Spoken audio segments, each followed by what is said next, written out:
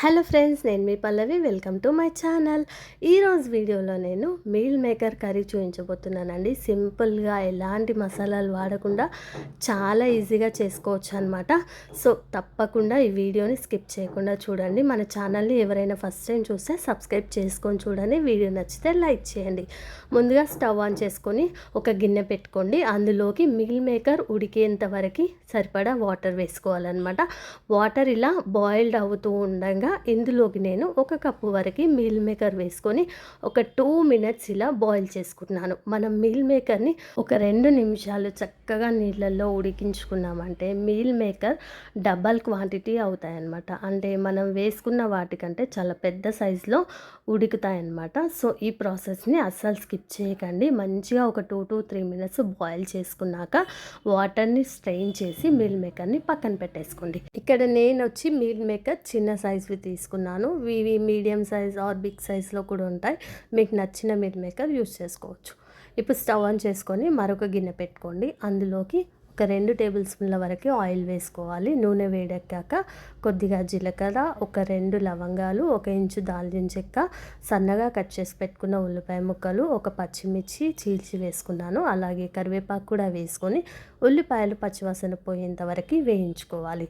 ఇవి చక్కగా వేగాక ఇప్పుడు ఇందులోకి ఫ్రెష్గా నూరు పెట్టుకున్న అల్లం వెల్లుల్లి పేస్టు, అలాగే పసుపు కూడా వేసుకొని అల్లం వెల్లుల్లి ముద్ద పచ్చివాసన పోయేంత వరకు వేయించుకోండి.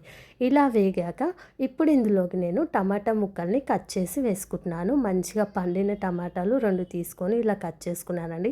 మీరు టమాటాలని ప్యూరీ చేసి కూడా వేసుకోవచ్చు, లేదంటే ఇలా కట్ చేసుకొని కూడా వేసుకోవచ్చు. ఎలా వేసుకున్నా టేస్ట్ బాగుంటుంది. ఇక నేనైతే ఇలా కట్ చేసి వేసుకున్నాను. టమాటాలని మంచిగా మగ్గించుకోవాలండి. ఇలా స్మాష్ అయిపోయేలాగా మగ్గించుకుంటే కర్రీ టేస్ట్ బాగుంటుందన్నమాట. ఇలా టమాటాలు మంచిగా మగ్గిన తర్వాత కర్రీకి సరిపడా ఉప్పు, కారం, అలాగే ధనియాల పొడి కూడా ఇక్కడ వేసేసుకుంటున్నాను నేను.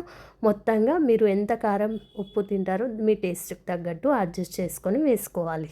ఇలా వేసుకొని కలుపుకున్నాక ఇప్పుడు ఇందులోకి మనం ముందుగా ఉడికించి పెట్టుకున్నాం కదా మీల్ మేకర్, అది వేసేసుకొని మీల్ మేకర్ విరగకుండా నెమ్మదిగా కలుపుకోండి ఒకసారి అలా.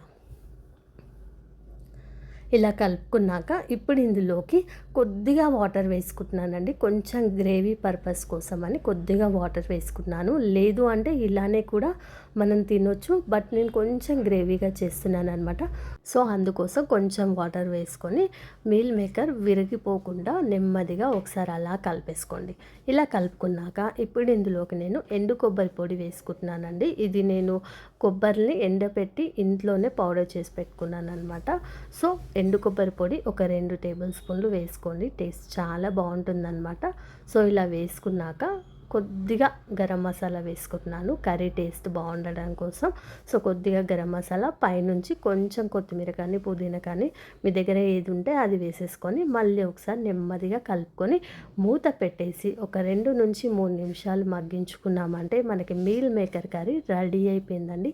టేస్ట్ చాలా బాగుంటుందండి. నాకైతే స్టార్టింగ్లో అసలు ఈ మీల్ మేకర్ అంటేనే నచ్చేది కాదు, బట్ ఇలా ఒకసారి కర్రీ ట్రై చేశాక నా ఫేవరెట్ అయిపోయిందనమాట. నాకే కదండి, మా పిల్లలు కూడా చాలా ఇష్టంగా తింటారు ఈ మీల్ మేకర్ కర్రీ.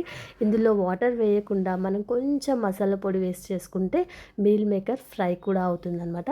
ఆ వీడియోని కూడా తొందరలోనే పోస్ట్ చేశాను. మీల్ మేకర్తో చాలా రకాల రెసిపీసే చేసుకోవచ్చు అండి. పలావ్ కానీ, ఇలా కర్రీస్ కానీ, ఫ్రై కానీ, స్నాక్స్ కానీ చాలా బాగుంటాయి టేస్ట్. మనకి మీల్ మేకర్ కర్రీ అయితే రెడీ అయిపోయిందండి. రైస్లోకైనా చపాతీలోకైనా చాలా బాగుంటుంది టేస్ట్. సో ఇలా ఒకసారి ట్రై చేసి చూడండి, తప్పకుండా నచ్చుతుంది మీకు కూడా. ఈ రెసిపీ మీకు ఎలా అనిపించిందో కామెంట్ చేయండి. వీడియో నచ్చితే లైక్ చేయండి. మరిన్ని వీడియోస్ కోసం ఇప్పుడే మన ఛానల్ని సబ్స్క్రైబ్ చేసుకొని చూడండి. కొత్త వాళ్ళు ఎవరైనా చూస్తే సబ్స్క్రైబ్ చేసుకోండి. Thank you for watching. Thank you.